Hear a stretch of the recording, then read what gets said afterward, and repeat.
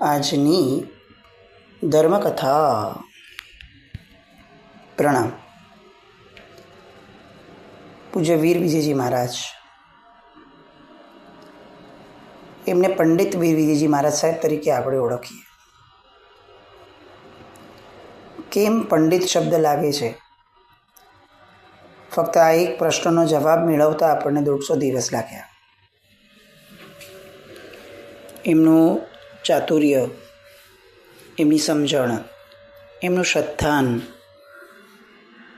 એમની કળા, કર્મગ્રંથના જટિલ પદાર્થોને કાવ્યાત્મક સ્વરૂપ આપવાની કળા, અલગ અલગ પ્રકારની પૂજાઓની અંદરમાં તે પ્રકારના કર્મોને ઘટિત કરવાની કળા. પંડિતાઈની તો બીજું શું કહીએ આપણે.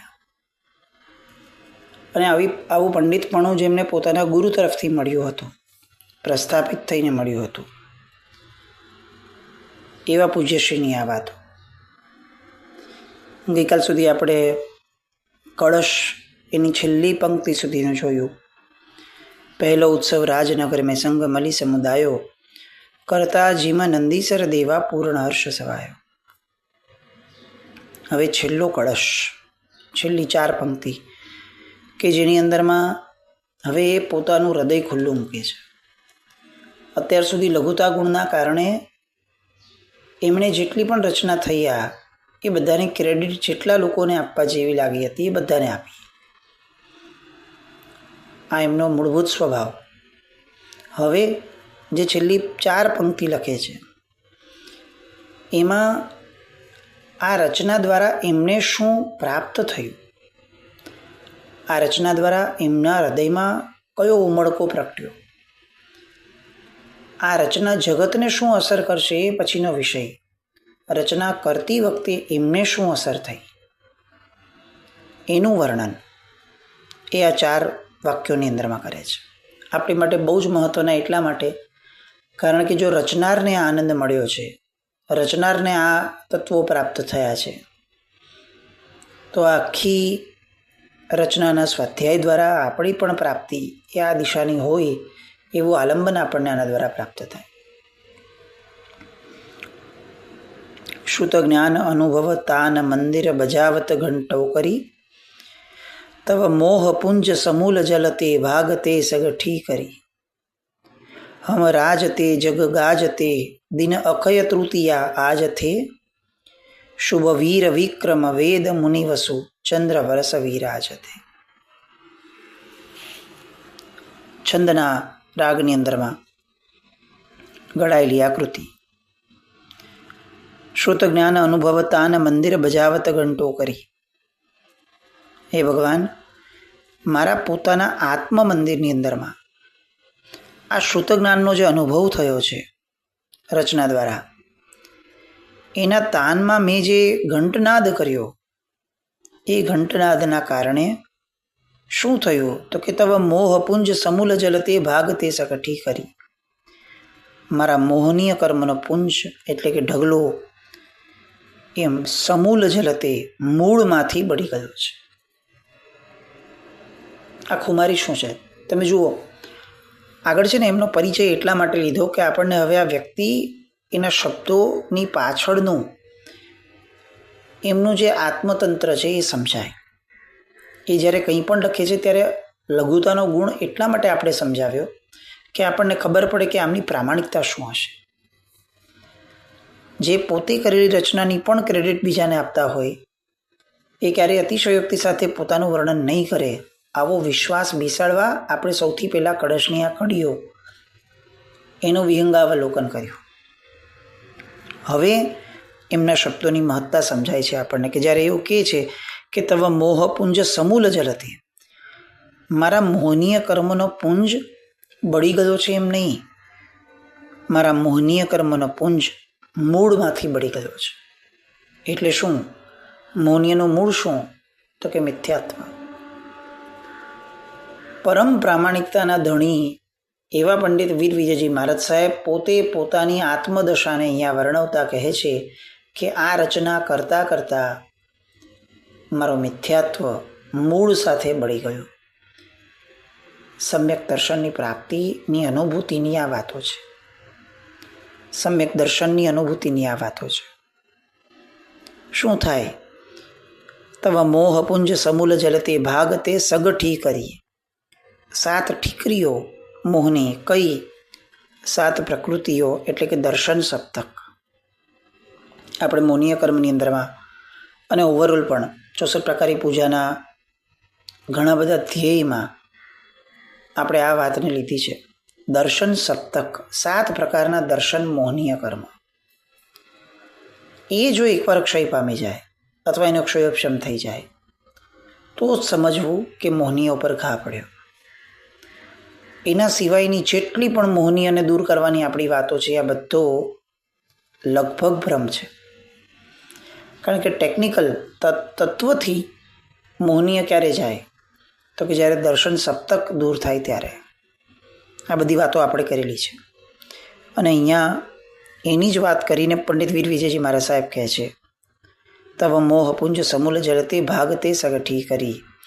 આ મોહની સાથે પ્રકૃતિઓ ભાંગીને ભૂક્કો થઈ ગઈ છે આ રચનાના કારણે. હમ રાજતે જગ ગાજતે દિન અક્ષય તૃતીયા આજથે. આજે અક્ષય તૃતીયાના દિવસે અમે વિલસી રહ્યા છીએ, આનંદમાં અમે ગાજી રહ્યા છીએ. શુભ વીર વિક્રમ વેદ મુનિવસુ ચંદ્રવરસ વિરાજતે. વિક્રમ સંવત 1874. અક્ષય તૃતીયાનો દિવસ. રાજનગર. એ દિવસે અમે જગતમાં ગાજી રહ્યા છીએ. આ એમણે અહીંયા આખી રચનાની કાવ્યતાને પૂર્ણ કરી. આપણને એવું લાગે કે આ શબ્દો જે અંતઃકરણથી આવ્યા, જે કૃપાબળથી આવ્યા, એને અત્યારે ક્યાં શોધવા જવું? વર્તમાન જગતની અંદરમાં આવી રચનાઓ, આવું ઊંડાણ, તત્વ પીરસવાની ક્ષમતા, તત્વ સમજવાની ક્ષમતા, આ બધું જડવું અતિ દુષ્કર છે. અને એવા સમયે આપણી પુણ્યદશા કે આપણને આવી રચનાઓ હજી પણ પ્રાપ્ય છે. ભાંગ્યું તો ઈવારું જ. આ શબ્દ આપણે ઘણીવાર સાંભળ્યો છે કે ભગવાન જે બોલ્યા એમાંનું કેટલું ઓછું લખાણું, એ જે લખાણું એમાંનું કેટલું ઓછું અત્યારે આપણી પાસે પ્રાપ્ય છે. એવામાંનું પૂર્વાચાર્યોનું રચિતા એક આપણી પાસેનું અણમોલ રત્ન 64 પ્રકારી પૂજા. આ 64 પ્રકારી પૂજાના રચયિતા એવા પંડિત વીર વિજયજી મહારાજ સાહેબ. આપણે ગઈકાલે એવું કીધું હતું કે એમના દ્વારા કેટલીક વિશિષ્ટ ઘટનાઓ પણ થઈ હતી એમના જીવનમાં, જેમને આટલા બધા પીધા છે, હવે એમને નિરખવા છે. એ મહાપુરુષનો થોડો પરિચય. રાજનગર ઘી કાંટા શંખેશ્વર પાર્શ્વનાથ ભગવાનનો જિનાલય. એ જિનાલયની જરાક અંદર જતા પોળમાં દિલ્હી ચકલા તરફ શાંતિનાથનો પાડો અને એમાં એક મકાન, એક બ્રાહ્મણનું મકાન. એ મકાનની અંદરમાં કેશવરામ નામના બ્રાહ્મણ, એમની પત્નીનું નામ ગંગા, વિક્રમ સંવત 1829, અને એક કર્મકાંડી બ્રાહ્મણ, એમના ઘરે એક બાળકનો જન્મ થયો. યજ્ઞેશ્વર નામના બ્રાહ્મણ, બીજકોર નામની માતા અને પોતાનું નામ, એમનું જે બાળક જન્મ્યું એનું નામ પડ્યું કેશવરામ, બહેનનું નામ ગંગા. આ કેશવરામને સમય જતાં પરણાવ્યો. દેગામની રડિયાત નામની બ્રાહ્મણ કન્યા સાથે આ કેશવરામના લગ્ન થયા. થોડોક જ સમય વીત્યો હશે અને પિતાનું અવસાન થયું. નાનપણથી લાડકોળમાં ઉછરેલા પિતા બહુ જ વ્યવસ્થિત અને બહુ પ્રચલિત, એટલે લોકો વારંવાર કંઈ પણ પ્રસંગ હોય એમને બોલાવે. બ્રાહ્મણ છે એટલે ફક્ત દક્ષિણા આપે એવું નહીં, બીજું ઘણું આપે, અને એમાં ને એમાં ઘર બહુ સરસ રીતે ચાલતું હતું. અચાનકથી પિતાનું મૃત્યુ. પોતે બહુ કર્મકાંડ તો શીખ્યા નથી, જે થોડું ઘણું શીખ્યા છે પણ એની સાથે કામ કરવાની કોઈ વૃત્તિ નથી મેળવી, કારણ કે અત્યાર સુધી સંસ્કાર જ નથી પાડ્યો કામનો. બસ ખાઈ રાખે અને ઘરે બેસે. માએ ઠપકો આપ્યો કે તારા બાપા મરી ગયા છે. ઘરમાં 3 સ્ત્રીઓ છે, તારી માતા, તારી બહેન ને તારી પત્ની. આ બધાનું ગુજરાન કોણ ચલાવશે? અને આ એ જમાનો તો હતો નહીં કે જ્યારે સ્ત્રીઓ ઓફિસે જાય ઘર બહાર છોડીને અને પોતાનું મૂળભૂત કર્તવ્ય છોડી અને બીજાના કર્તવ્યમાં પગ મૂકવા જાય. એ તો એ જમાનો હતો નહીં. એટલે માતા કહે છે કે અમારે તો બહુ બહાર નીકળાશે નહીં બેટા, તારે જ કમાવવું પડશે. અને હવે તું નાનો નથી, તું 15 વર્ષનો થયો, કમાઈ લાવ. આવી રીતે રખડીને ખાવું એ તને શોભતું નથી. તમે જુઓ, 15 વર્ષના હતા ને ત્યાં સુધીમાં લગ્ન પણ થઈ ગયેલા અને પિતા ગુજરી પણ ગયેલા. છોકરાએ શબ્દો આકરા સાંભળ્યા.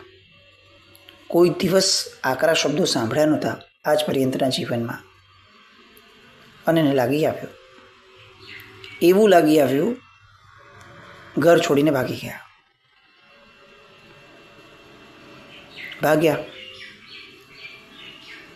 જે જ્યાં રસ્તો લઈ ગયો ત્યાં વયા ગયા. પાછળ માં શોધવા નીકળી. એમ કેવી રીતે ભાગી જવા દેવાય? ભાઈ, તારી પત્નીની જવાબદારી, તારી બહેનની જવાબદારી, તારી માતાની જવાબદારી તારી ઉપર છે. ઠપકા સાંભળીને ભાગી જવાતા હશે આમ? એટલે માં તો ગોતવા નીકળી. કોક પાસેથી સાંભળ્યું, ધંધુકા પાસે ભીમનાથ નામનું ગામ છે. એ ભીમનાથ મહાદેવના ધામની બાજુમાં રોઝકા નામનું ગામ છે. માં શોધતા શોધતા ત્યાં આવી મળ્યા કેશવરામ. માએ કહી દીધું કે ઘરે આવો. હજી ગુસ્સો યથાવત છે. તમે મનસ્થિતિ જુઓ. એક મેણું સાંભળ્યું છે, ગુસ્સો છે, કર્તવ્ય છે, પોતે જ ખોટા છે, અને તેમ છતાં આટલા દિવસે પણ માતા જ્યારે બોલાવવા આવી છે ત્યારે હજી પણ ગુસ્સો યથાવત છે. ના પાડી દે છે, ઘરે નહીં આવો, મને બહુ લાગી આવ્યું છે. માં કહે છે કે એમ શું, 2-3 જણાનું ગુજરાન કઈ રીતે ચલાવવાનું અમારે? પણ નહીં, ગુસ્સો હજી પણ એવો ને એવો જ. ઘસીને ના પાડી દીધી. માને આઘાત લાગ્યો. એ ઘરે પાછી વહી ગઈ, પણ એવી રીતે ગઈ કે બહુ થોડા દિવસોમાં એના પ્રાણ પણ વયા ગયા. હાડ બેસી ગયું. માં તો મરી ગઈ, પણ માના ગયાના સમાચાર બેનને એવા લાગ્યા અને બેનને પણ વસમું લાગ્યું. એ પણ ગુજરી ગઈ. કેવા લાગણીશીલ વ્યક્તિઓની સાથે જન્મ્યા હશે. આજે તો આપણે એટલા બધા પરિપક્વ થયા, એટલા બધા પ્રેક્ટિકલ થઈ ગયા કે કોઈ ગુજરી જાય એનો વસવસો કલાકોને દિવસો માંડ ટકે છે. પ્રાણ ચાલ્યા જાય એવી વળી વાત તો ભૂલી જ જવાની, એ તો હવે સ્વપ્ન થયા. પણ કલાકો સુધી પણ માંડ ટકી શકે એવી લાગણીઓથી વચ્ચે આપણે જીવતા. અને આ જુઓ, માતા ગુજરી ગઈ અને એ સમાચારના કારણે આક્રંદ થતા થોડા દિવસોમાં બહેન પણ ગુજરી ગઈ. કેશવરામને આ સમાચાર મળ્યા કે મારા એક ગુસ્સાના કારણે મેં 2 પ્રાણ લીધા.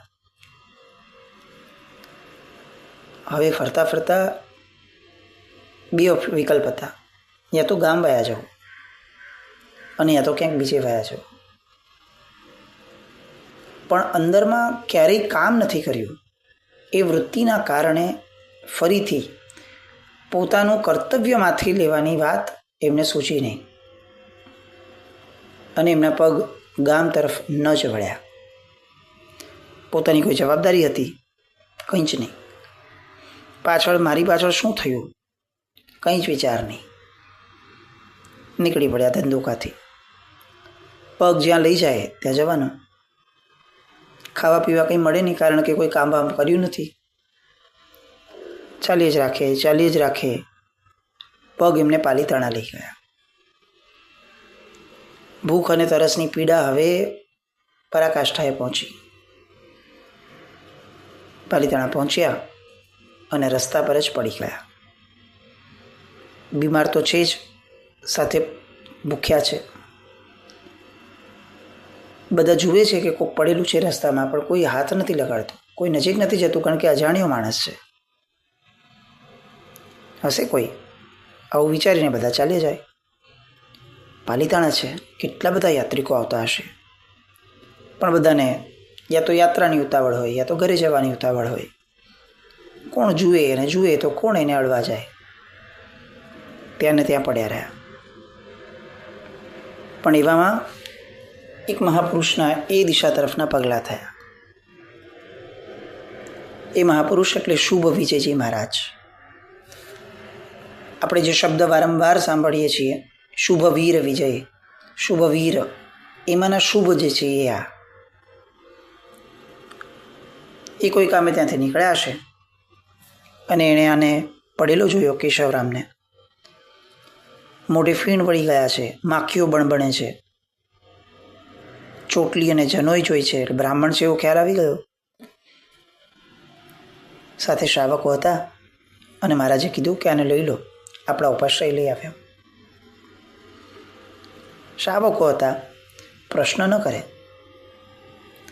શ્રાવકનું તંત્ર જ આ છે, માનસ તંત્ર, કે એને જ્યારે એના ગુરુ કહે ને ત્યારે એનું કામ શ્રવણનું છે, પ્રોત્સાહનનું નથી. આજે આપણી પાસે જ્યાં આવશ્યકતા નથી એવી જગ્યાઓએ પૃચ્છા નામનો ધર્મ બહુ જ છે. કોઈ એક વાક્ય કહે ને આપણે જો એને 11 પ્રશ્ન ન પૂછ્યા હોય તો આપણે વિદ્વાન કઈ રીતે ગણાઈએ? આપણી શ્રદ્ધા કરી, પણ જેને આપણે શ્રદ્ધા કીધી છે એવી, જેને ભગવાને કીધી છે એવી શ્રદ્ધા નહીં. બધું જ કર્યા પછીથી કહી દેવાનું કે એમ તો મને બહુ શ્રદ્ધા છે. પણ એ સમયના શ્રાવકો એવા ન હતા.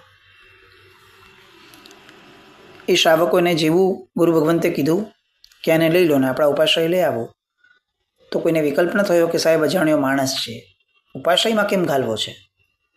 કંઈ હોય તો અહીંયા ને અહીંયા એનો પતાવી દઈએ. પણ ગુરુની સામે બોલવું એવો સંસ્કાર એમનામાં ક્યારે જન્મ્યો નહોતો. લઈ આવ્યા અને ઉપાશ્રયમાં એની સાર સંભાળ કરવાની શરૂ થઈ. નવડાવ્યા, દોડાવ્યા, સારવાર કરી, સારા કપડાં પહેરાવ્યા, જમાડ્યા, પેટ ભરીને જમાડ્યા. પછી બેસાડ્યા ગુરુ ભગવંતની સામે અને પૂછ્યું, કોણ છો? ક્યાંના છો?